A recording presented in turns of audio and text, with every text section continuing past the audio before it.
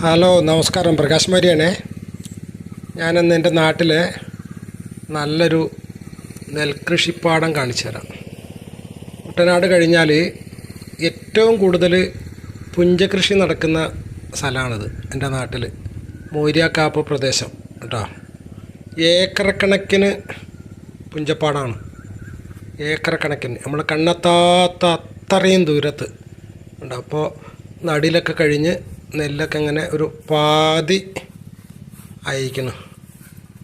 90-100 ദിവസമാണ് ഇതിൻ്റെ വിളവെടുപ്പ്.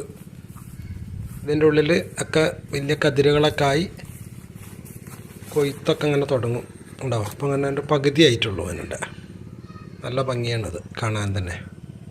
ഒരുപാട് ആളുകളാണ് കൃഷിയെ ഇഷ്ടപ്പെടുന്ന ആളുകൾ, ചെറുപ്പക്കാർ. പണ്ടൊക്കെ പ്രായമായ ആളുകളായിരുന്നല്ലോ കൃഷിക്ക് ഇറങ്ങിയിരുന്നെങ്കിൽ, ഇപ്പോൾ ചെറുപ്പക്കാരാണ്.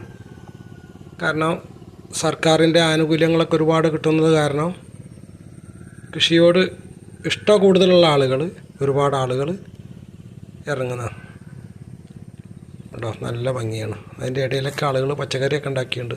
അതുകൊണ്ട് കുളമൊക്കെ കണ്ടില്ലേ. പണ്ട് ഉള്ള കാലത്ത് ഈ കുളത്തുനിന്ന് ഇങ്ങനെ ഏത്തം വെച്ചിട്ട്, ഏത്തം എന്ന് പറഞ്ഞ സംവിധാനമുണ്ട്. ആ ഏത്തം വെച്ചിട്ട് വെള്ളം പാടത്തേക്ക് തേകി ആണ് പാടത്തേക്ക് ആവശ്യമായ വെള്ളം ആക്കിയിരുന്നത് കർഷകർ. ഇപ്പോൾ ആ കാലമൊക്കെ മാറി. ഇപ്പോൾ പിന്നെ ആധുനിക സംവിധാനങ്ങൾ വന്നതിന് ശേഷം മോട്ടോർ ആയി, കറണ്ടിൻ്റെ മോട്ടോർ ആയി ഉണ്ടോ. നല്ല നല്ല ഭംഗിയാണ് കേട്ടോ.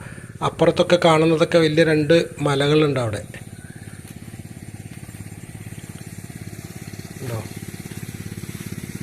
നേരെ വെള്ളം നിൽക്കുന്ന തോടുകളും മോട്ടോറാണ് അടിക്കുന്നത്. ഇപ്പോൾ കണ്ടില്ലേ.